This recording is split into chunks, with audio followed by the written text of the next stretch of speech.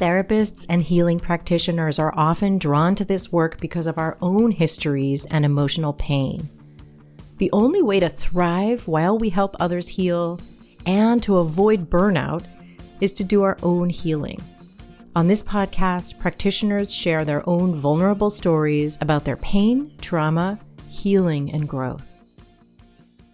Every time I've talked to Mercedes Samudio, something has happened to my nervous system that was just total trust. I feel her integrity and vulnerability, and I walk away feeling inspired. After this particular interview, I felt like everyone I know should hire her and get trauma healing from her. I also feel grateful for this interview because I'm a Brainspotting practitioner and I believe so deeply in the power of brainspotting, and I feel like Mercedes explains it in a way that is going to help you really get why it is so effective. And she talks about how receiving brainspotting changed her healing trajectory. Dr. Mercedes Samudio, DSW, LCSW, AfroNerd, author, and mental health advocate, empowers Black families through trauma-informed care, pop culture scholarship, and innovative healing frameworks. Founder of Shame-Proof Parenting, she integrates geek culture and social justice into culturally responsive practices, mentorship, and clinical supervision, championing mental wellness, resilience, and representation. Welcome, Mercedes. Thank you so much for coming back. Thank you so much for having me. I'm excited.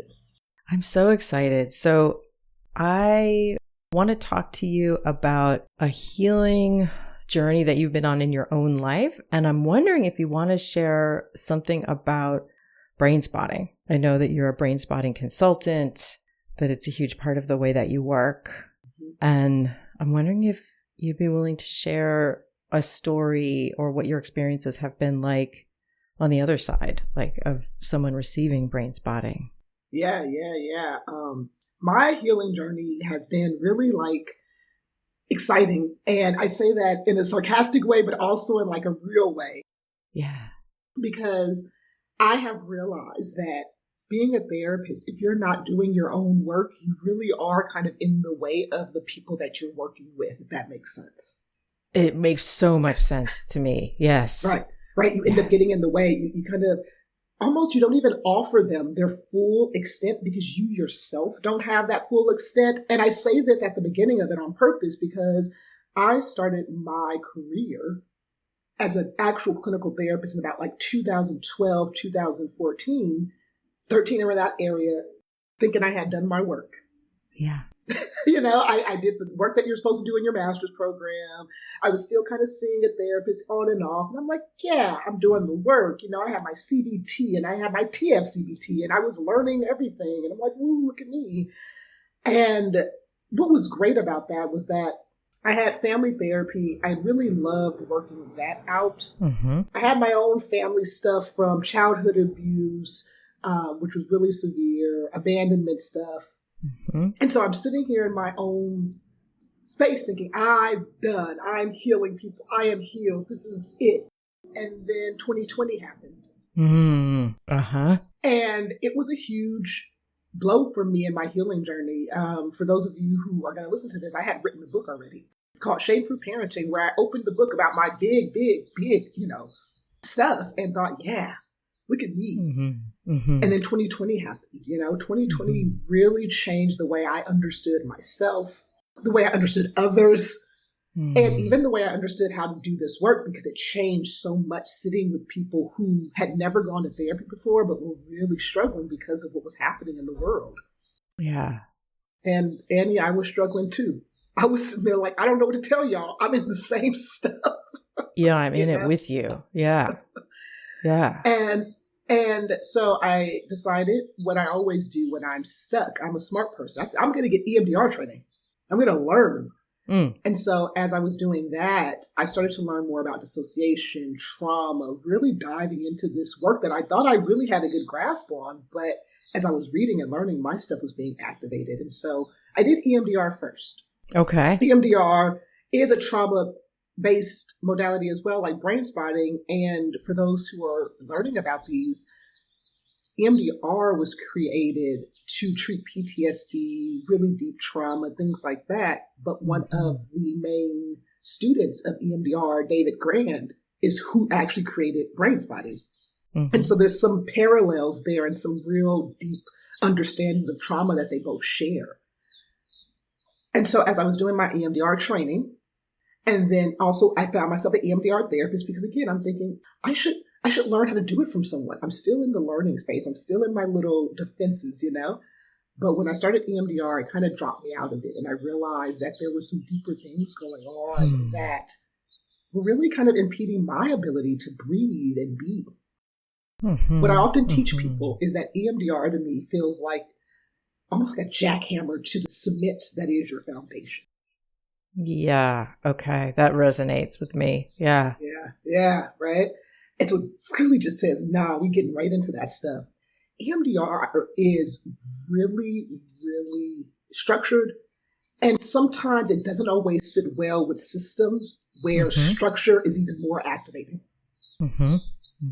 And so as I was doing EMDR, I had a really horrible training experience where if I wasn't getting EMDR with someone who actually was multicultural and really understood things, I think it would have soured my understanding of EMDR. But coming out of EMDR, I realized that this was a little too rigid. It was still a little too colonial, and it wasn't really holding me the way I needed it to hold me. But it was a good training, and I still think there's some merit there, but it doesn't hold me and my systems and my marginalized identities the way I needed it to.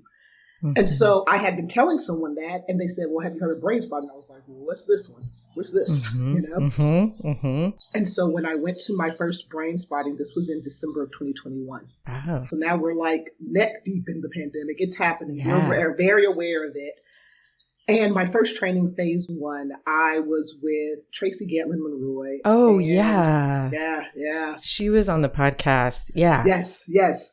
That's who trained me. And John Edwards, I think. Wow. They were also co-trainers. And I'm sitting here watching these two marginalized bodies, a Black woman and a Black gay man, leading this training with such care and such, don't worry about it. Just really go with the flow. Really just see what's in your body. Really go. And I had never heard that. Again, EMDR, boop, boop, boop. CBT is boop, boop, boop. You have to do everything right. You can't just go with it. If you mess up one of those phases of EMDR, you could really throw someone's system out of whack. So you really got to be there.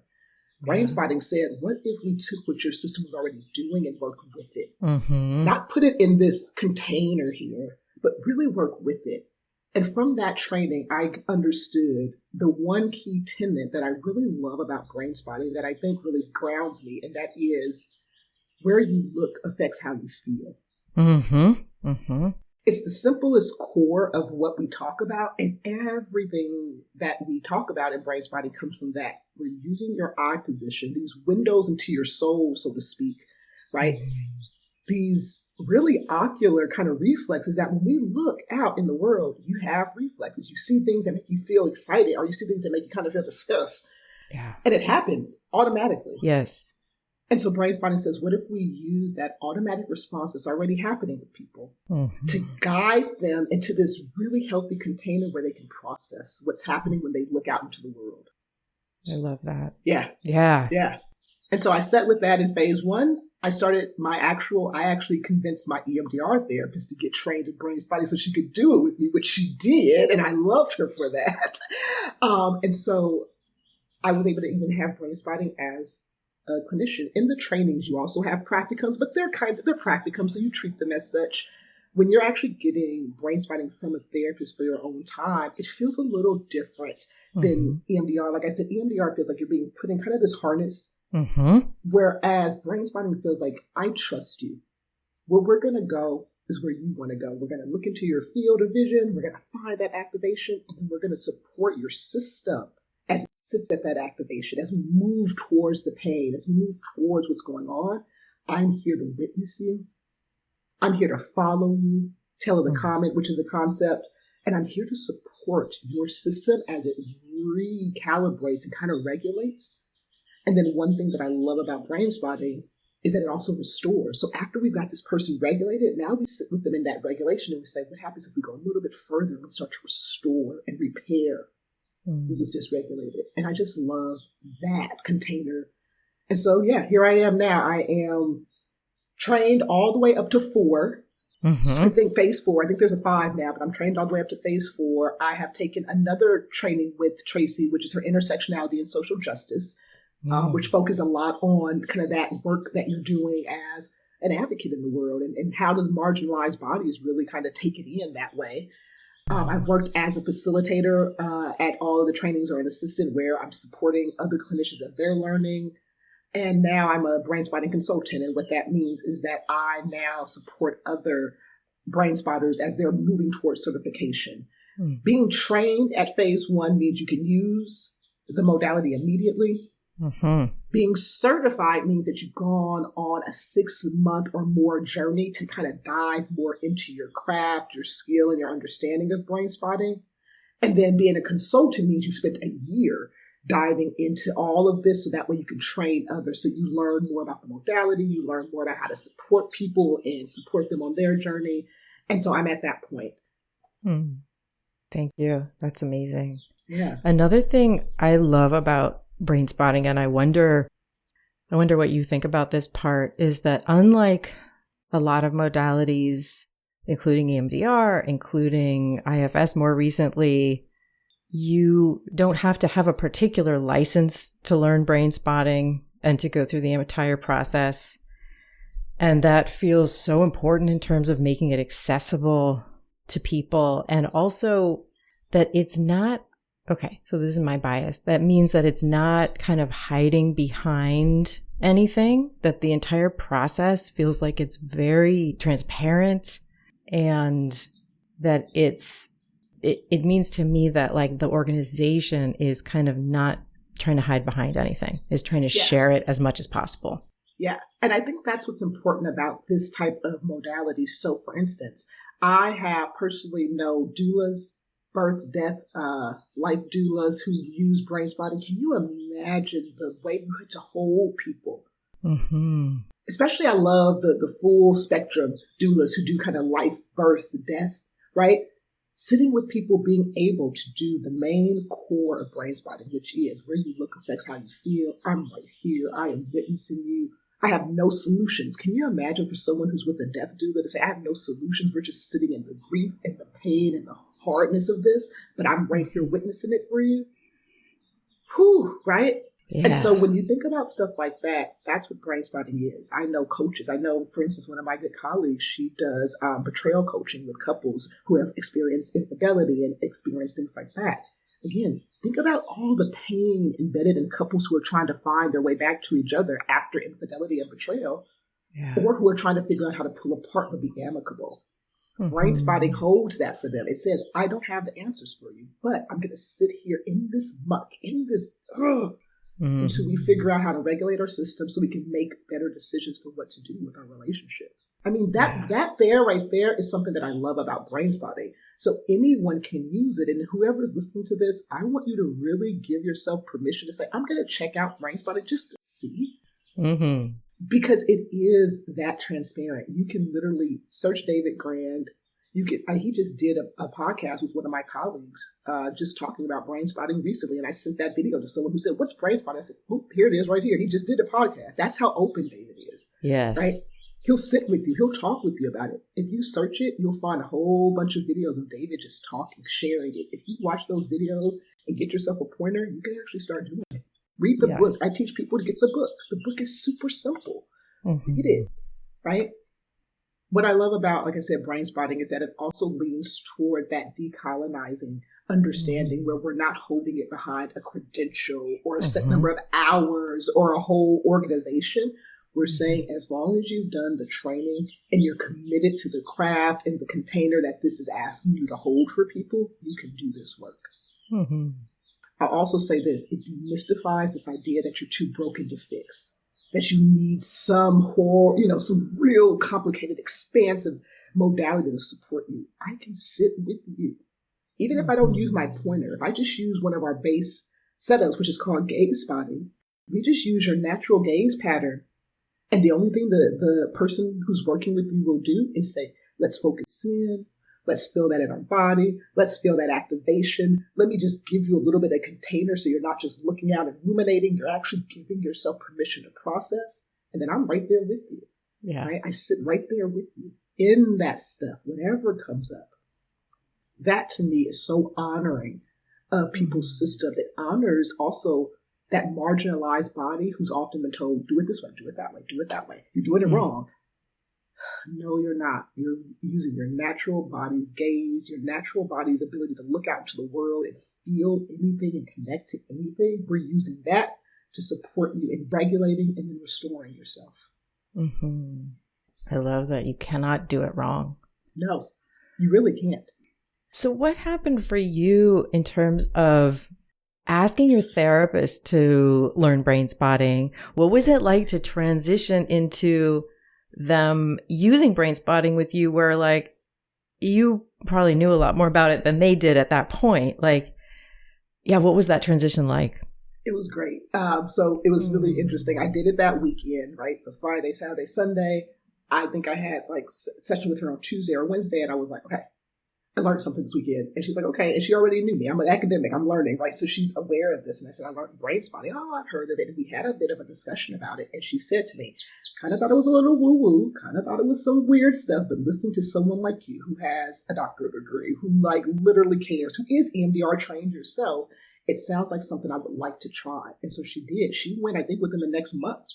Yeah. Actually, and she even told me, she said she met with one of the founders, I would say grandmothers of Brainspotting, Pi Fry, did her training with her. And so I was like, you did it with someone who's great, too.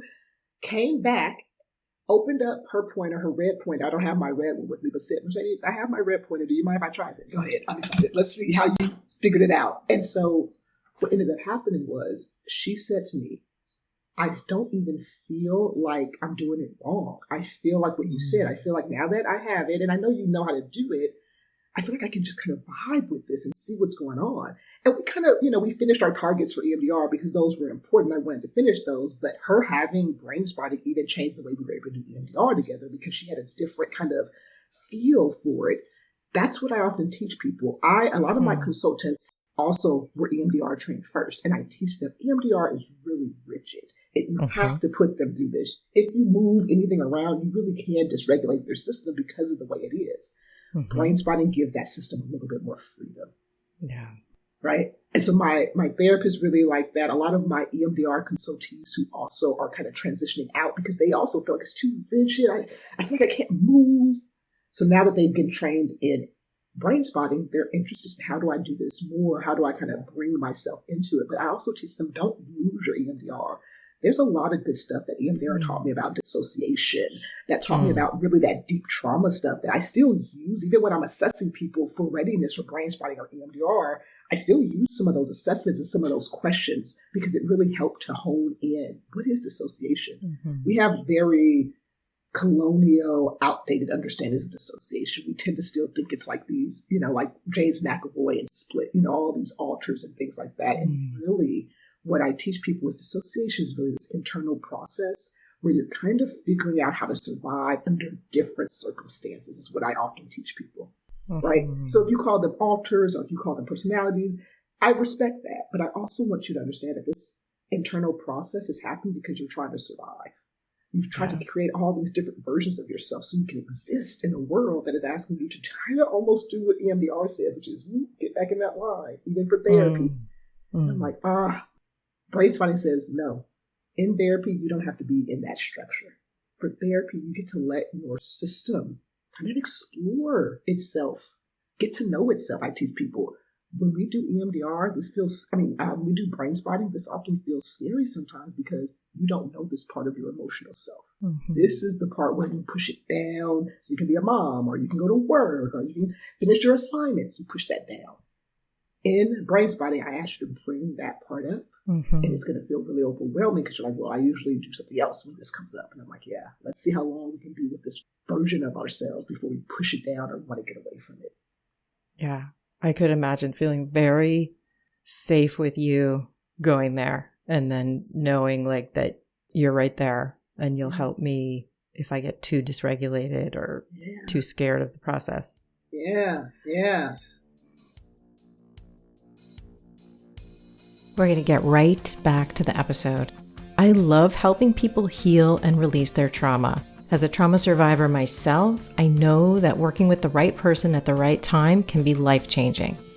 I might be a good fit for you if you've tried more traditional therapy and maybe you've already got a lot of understanding of what's wrong and you'd like to actually heal and release your trauma. Check out how to work with me or attend one of my workshops by going to anniezam.com. For you, so 2020, you have this shift in your understanding of your own trauma healing. Mm-hmm. And then in doing all of this work on yourself with EMDR, with Brainspotting, what did you learn about your own dissociation and how has that shifted? Yeah. One of the things that I teach marginalized bodies is that our dissociation is masking. Mm-hmm. And so oftentimes ours goes unnoticed because we look great. We go to work, we go to school, we smile, we say yes, and we say thank you, and we say please, and we say all the right things. We're completely disconnected from ourselves. We don't even know who we are, right? Mm-hmm. When I talk to marginalized bodies, especially visibly marginalized bodies, whatever that might look like for you, they immediately clicks. They're like, yeah, I stay like this. I stay masking. I stay making sure I've said the right thing, or I'm code switching so I don't use the wrong language. Or for a lot of my multilingual folks, they're constantly thinking in English. What do you say in English? What do you say in English? What do you say in English? What do you say in English? Right? That's dissociation. You're pulled so far away from yourself that all you can think about is, what do I say in English? What do I say in English? Right? That is overwhelming to a system that just wants to be able to speak. Mm-hmm. I don't want to worry if I've translated it or not. I just want to be able to say something. Yes. Right? Even for people who have had to give up pieces of themselves, right? Whatever that might be, their language, their dress, their food, the way they observe holidays, these different things that we think are so trivial, oh, well, it's such a huge part of who we are, and you have to dissociate. You have to realize that you're at work when no one cares about your holiday but you. Mm-hmm. And then you have to hide or go to your car. Mm-hmm. All of this puts you at odds with your internal system because your system is saying, well, let's do it. And you're saying, we're not here. We're not here. We're not now. We're not now. We're not now. So what I learned about that was these different pieces of myself that I had left for those reasons. I had to tell this part of myself, not now. You're too loud. Mm-hmm. Not right now. They don't understand you. Please, can you just shut up? You're too much. Right? Mm-hmm. As you're sitting with these moments of your life, when you started to learn that, it becomes really overwhelming, is what I'll say. There's grief, there's sadness, but there's also so much confusion of, did I really do that to myself? Did I really silence myself so I could keep my job? Did I really hide myself so that way I wouldn't lose this friendship group? Oh my goodness. And you realize you did. You really did. Mm-hmm. Right? So I talk a lot for marginalized bodies. Oftentimes our dissociation is how we mask to survive.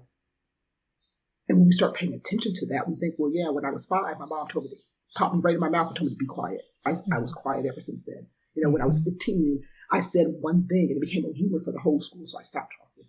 Right? These things that you realize so small, but they reverberated out to the rest of your life because it was so overwhelming to your system that you had to pull away from yourself. I can't be the person who started that rumor. I can't be the person who got popped in the mouth because I talked too much.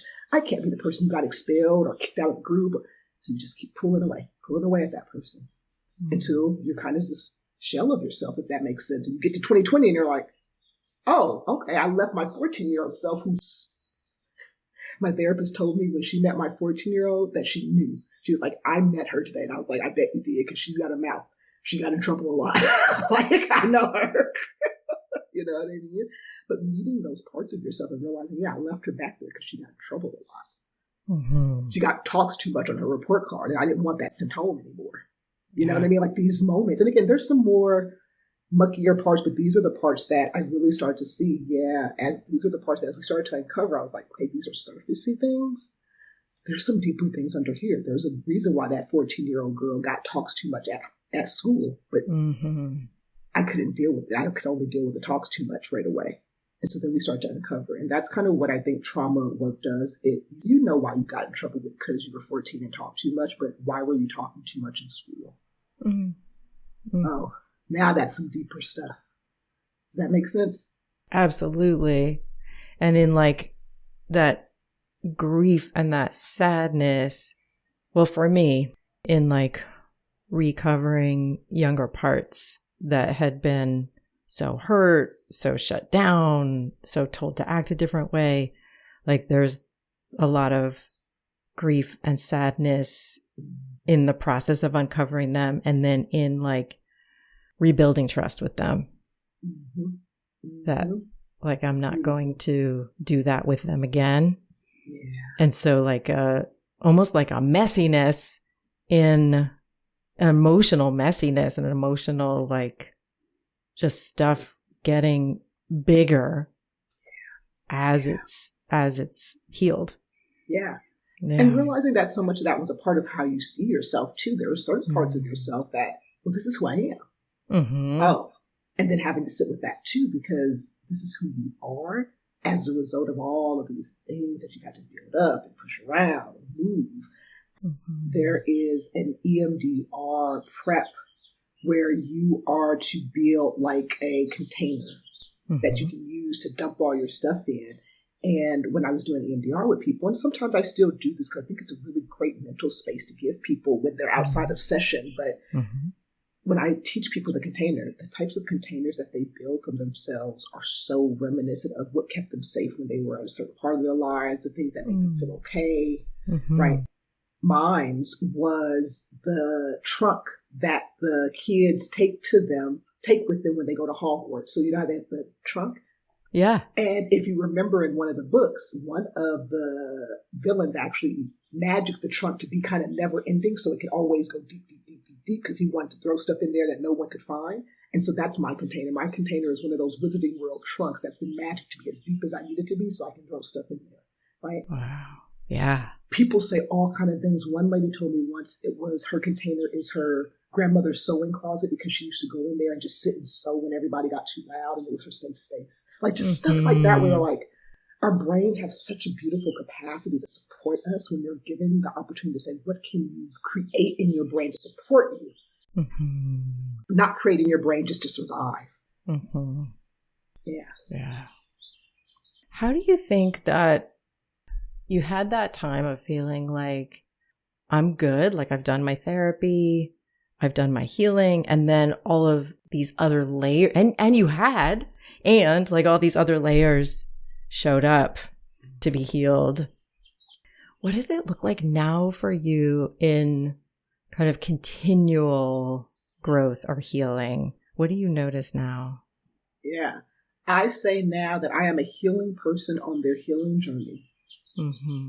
Because I am. I'm constantly, I just did a new Brainspotting training a couple of weeks ago. I did the Digging Roots Brainspotting training with Steve Sawyer. And so that training is particularly focused on developmental trauma. And so just kind of learning a new layer of understanding people. And so developmental trauma is the trauma that happens with your earliest attachments when like in the first couple of years of life, right? It's that trauma that kind of sets the foundation that then reads into how you even connect with everyone else. And so as I'm sitting here doing some of the activities, learning about the modality, I'm like, oh, my stuff, you know? And so one of the things you're supposed to do is an attachment map where you talk about your earliest attachments and what they were like. And then you take one of those people and do a deeper attachment map on how attached that person was.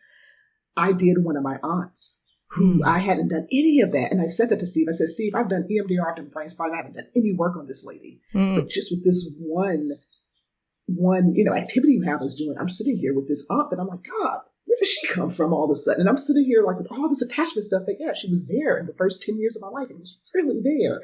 And for those of you who are listening, a couple of you know who I might be talking about. It's not that aunt. That's the one I call my grandma. This is a whole nother aunt.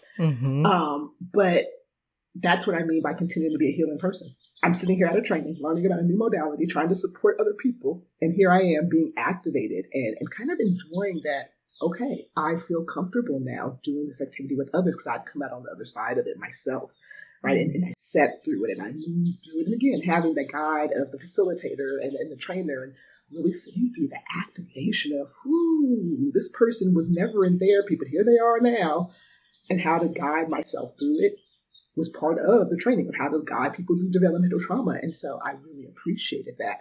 And that's why I say I'm a continuously healing person. I never know when I sit down and do anything what's going to come up, but I trust it now that whatever this is Let's see how it feels and let's be curious.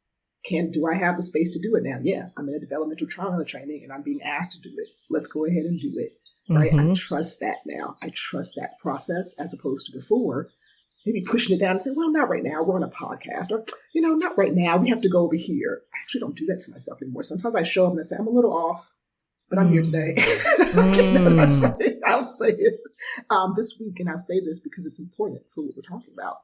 This week, I actually have to euthanize my dog. And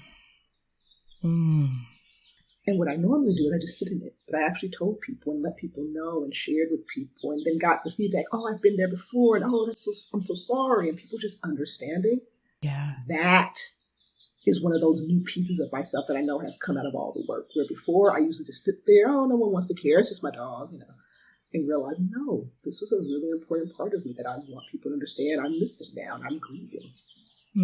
Even that conceptualization of honoring myself and seeing that I am worthy enough to grieve a part of my family, passing away. Let people know.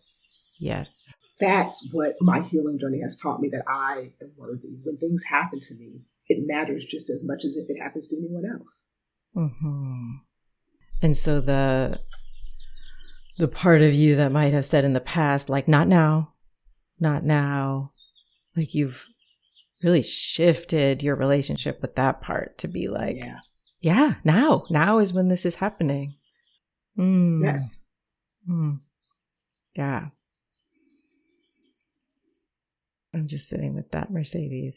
I appreciate that. Thank you. I appreciate that. I am too. Because I'm also sharing, and I'm being open with things that, again, before you think, not now, or you're a therapist, or if someone finds out, all those moments where now I'm like, well, I'm a full person 100% of the time. So I get to be a full person 100% of the time. What do you think is different in the way that you're running your work life? Like in terms of, are there different ways in being so integrated? Are there different ways that you kind of run your time, or like, have you shifted anything around your hours or anything like that to be more respectful of yourself? That's a great question. And I love it because I have. I care about my family and the way my family runs. And it's just me and my husband and our animals. We still have 2 cats.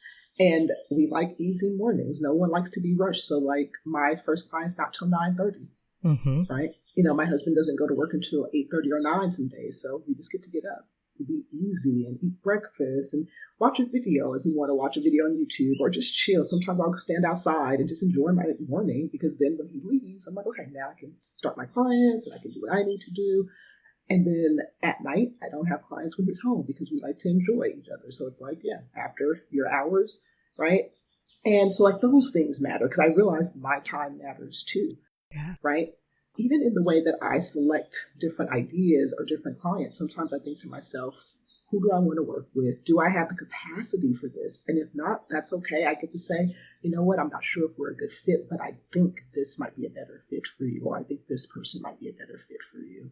A couple of weeks ago, I have decided when I work with clients who have CPS cases that I do not discuss content with, the social workers. I'll let them know that they've started and they've ended with me. But like those type of things allow me just to feel like I get to make these decisions. I don't have to operate in these oppressive systems anymore. These are systems that sometimes are punitive and actually exacerbate the trauma work that I'm trying to regulate and support with people. And in doing that, I've learned to do the same thing. What helps my system be the best it can be so I can show up in all these roles that I'm doing? How do I get to do that? If I'm going to be a good therapist, I can't be as tired and traumatized and activated as well. I can show up the way I would like to, because I've created a world that allows me to do that, if that makes sense. Makes so much sense. Yeah. And it's hard. I mean, it sounds nice talking about it. It's hard. Sometimes things aren't great. Sometimes things are hard. Sometimes I do have to start my morning a little more hectic just because life is life. But what Brainspotting has taught me is all of this is part of my emotional experience, and I get to know what it is. A couple of months ago, we had a leak, and so we had to deal with the leak on top of, our life. And so it's like, but this is a new experience. I'm a homeowner, and I have a leak. What's this?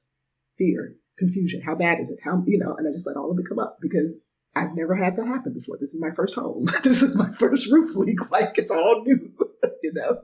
Yeah. Yeah. It sounds like you really attend to yourself in real time. Yeah. Yeah. In your brain spotting, like as a client and as a clinician, do you do a lot of, I think you did talk about this a little bit already. Do you do a lot of resource brain spotting, like where you're kind of expanding something that feels good inside?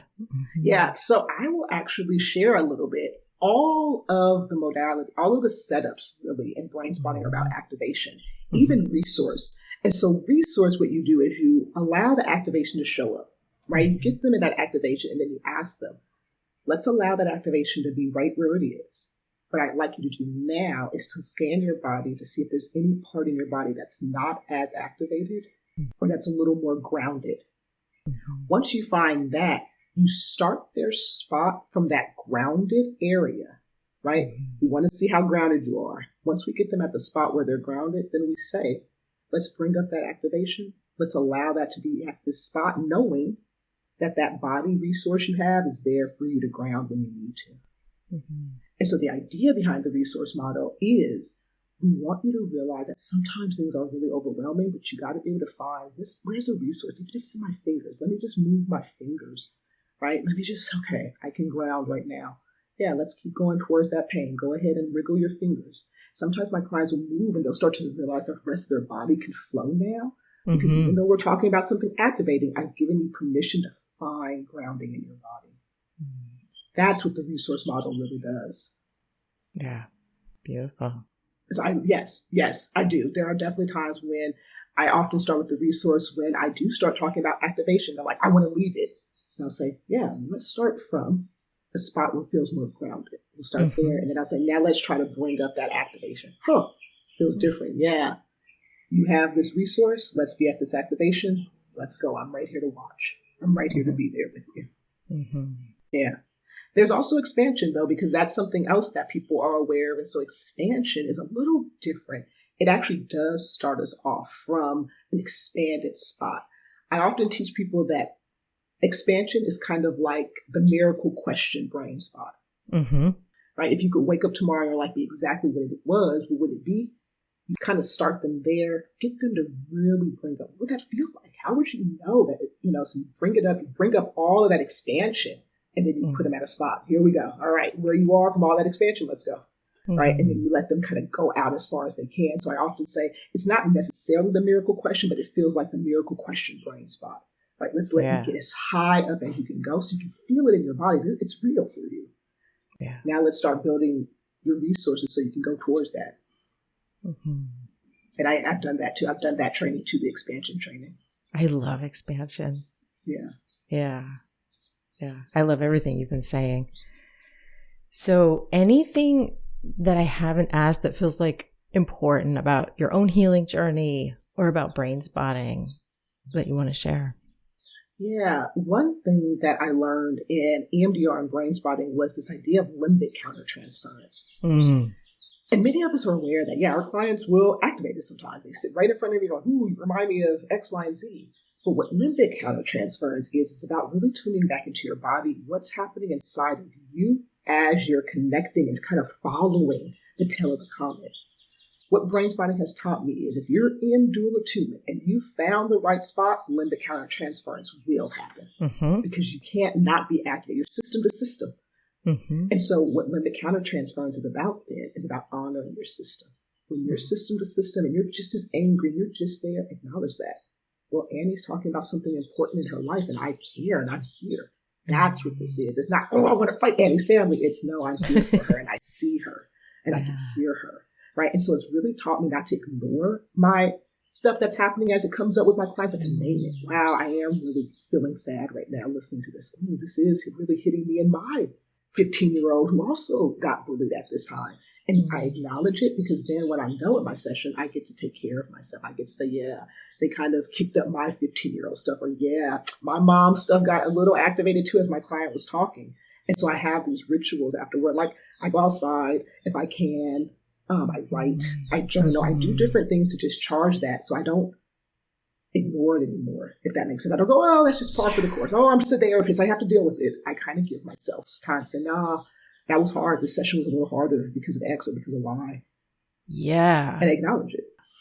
Oh my God, that's so huge, Mercedes. Yeah. It feels like it's also part of what you were talking about before of the not now, not now. That like, I know that my therapist parts used to do so much, not now, not now. And whether I say it out loud, which I'll sometimes do, or don't say it out loud, it's like that moment of like, oh yeah, I'm feeling that. I'm feeling that with you, or I'm feeling something about you and what you're going through right now. Like even just knowing that in myself and knowing I'm going to attend to it. And like you said, do something to discharge it, to attend to it. Like, I feel like that has completely changed what it's like for me to be a healer and made it sustainable. I agree. Because we hear some really tough stories. People just, they bring the stuff. That's what they're supposed to do. And when we don't attend to ourselves, it burns us out. And so Brainspotting and doing this has really said, this is also affecting you too. You care. It even changed the way I can deal with news and stuff. I treat myself better about that too. And I love watching news and listening to stuff. I'm like, ooh, okay, let's take care of ourselves here. I don't ignore it. I don't say, oh, you have to listen. Oh, you have to learn.